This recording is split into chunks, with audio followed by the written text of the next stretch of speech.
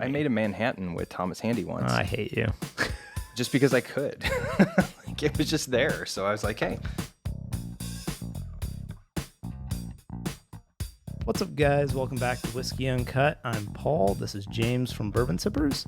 And today we're going to be talking a little bit about Japanese whiskeys. So I think Japanese whiskey is kind of it's a fun intermediate for me between bourbon and Scotch. I think it falls more on the Scotch end of the profile. Mm-hmm. But a lot of people that really just love bourbon, when I pour them Japanese whiskey, still like it. Yeah. There's something about it that's more universally appealing. I think it's sweeter. It is sweeter. It's also, there's less of the funk. Like with Scotch, the hard part I have with Scotch sometimes is the funky quality to it.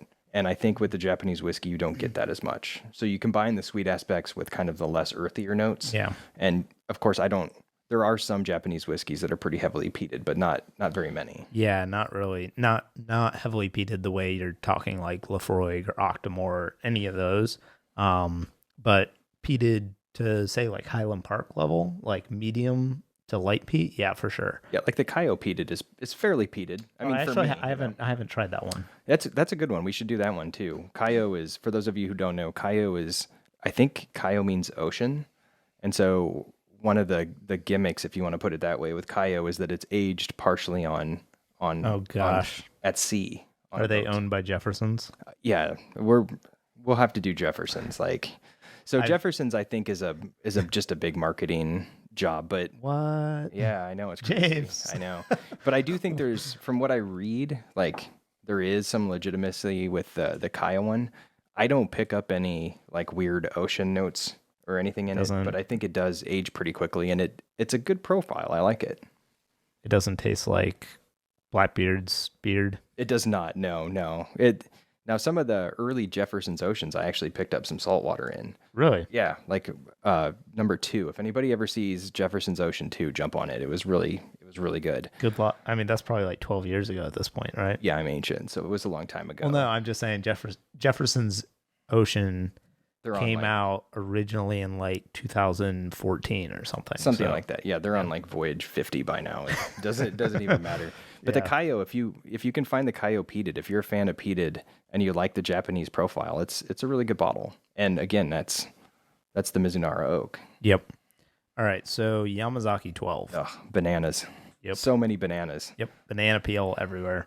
And I don't know why. Every time I've had this, it doesn't matter how long the bottle's been open, like wherever I have it, it just smells like Bananas Foster.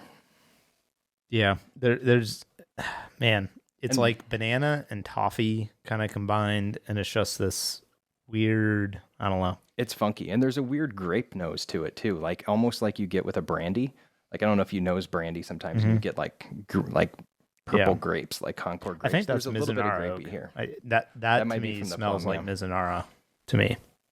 And I don't know that for sure. I've never really researched Yamazaki 12 much. But this is the only Yamazaki I've ever had. I've never even seen a bottle of 18. By the way, how awesome are you? You're like, man, I can smell the Mizunara oak on this. Like, I can smell it.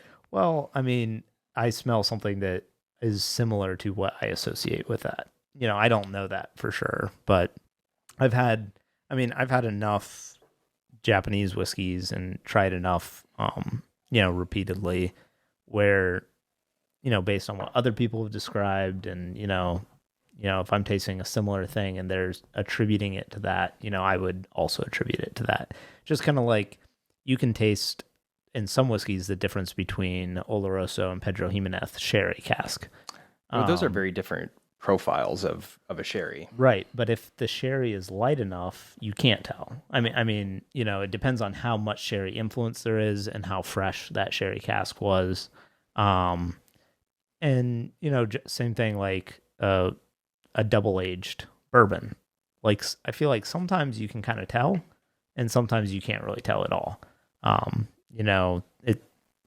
There's certain flavors that you might associate with it that just don't always come through, or they present themselves. Rye. Take rye, for instance. It could be dill, or it could be like the chalky kind of flavor. Like there's different ways rye can present itself, or super spicy. It's not always the same. And this, again, there's no information on the bottle whatsoever. Nope. It just says single malt Japanese whiskey, 12 years aged. That's it. But this is a stunningly different whiskey than Hibiki 12. Like, I mean, it's an entirely different product. It's even on the nose, it's much more aggressive. It's heavier. The alcohol stands out more, even though they're the same proof. Ooh, I it's like just that. it's just a bigger whiskey. Yep. And this is a classic example of single malt versus blend, right?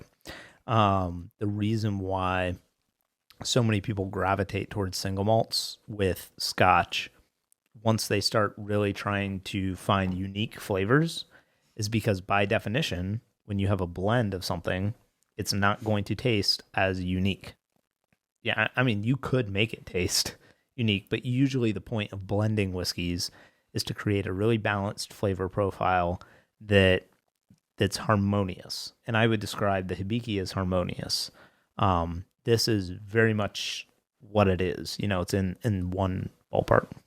Yeah, and I think to me it's a little bit bitter on the back. That's the only downside I've ever had with Yamazaki, is that there's just a little bit of a bitter finish to the end. And you don't get that with the Hibiki. And maybe that's part of the blending thing too, right? Because you're blending to a specific flavor profile. Here it just sort of is what it is. I like this whiskey. I think most people can find this on a shelf if they really want to. I think it's probably going to be anymore? 120? Yeah, 120, 130. I don't know that it's worth $120 to $130. No. But it's good.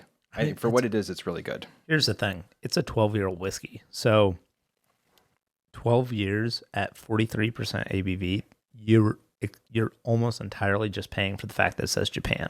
Yeah. And I you look in the bourbon market, if you're in the market for $120, $130 bourbon, there's a lot of damage you can do with $120, $30. And with Scotch, I mean, $100 to $130, you're getting into 18-year-old whiskeys at that point. And this just doesn't really hold up to those. No. I mean, it does have a little bit of a unique flavor with the banana, and it's creamy.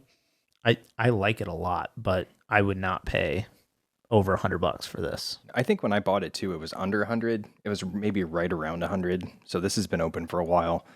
But certainly you look in this price range in bourbon and you're getting into the really top shelf allocated choices, premium age statements. This just doesn't live up to that for me. Although I guess when you really look at it, you look at Whistle Pig at 10-year and it's $90. So it's not crazy. So it just depends on if you want something that's a little bit different. Certainly this isn't something that, if you're a bourbon drinker, this is going to be vastly different. It's going to be something you break out with friends to try something new. Yeah. And I mean, I think a big thing for me, I typically, I would pour half a glass or a glass and sit with it for an hour or so. And none of these so far to me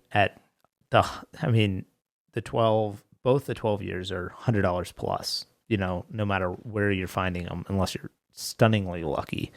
They just don't have a finish. They don't have a lingering enough finish for me to justify that price point. And that's really what I look for above that price point is, do I feel like I have to drink it again right away to get the flavor back?